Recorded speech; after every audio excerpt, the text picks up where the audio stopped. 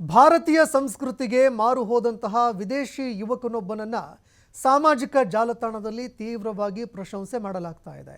ಮೈಸೂರು ಮೂಲದ ಯುವತಿಯನ್ನ ಇದೀಗ ನೆದರ್ಲ್ಯಾಂಡ್ ಯುವಕನೊಬ್ಬ ವರಿಸಿದ್ದಾನೆ. ವಚನ ಕಲ್ಯಾಣ ಮಹೋತ್ಸವ ಮೂಲಕವಾಗಿ ದಾಂಪತ್ಯ ಜೀವನಕ್ಕೆ ಈ ಜೋಡಿ ಕಾಲಿಟ್ಟಿದೆ.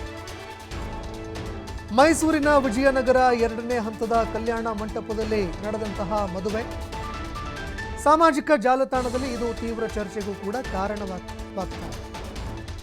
ಮೈಸೂರಿನ ಹೂಗಟಹಳ್ಳಿಯ TS ವಿದ್ಯಾ ಹಾಗೂ ನೆದರ್ಲ್ಯಾಂಡ್ನ ರುಟ್ಗೆರ್ ಜೋಡಿ ಮದುವೆಯಾಗಿದೆ.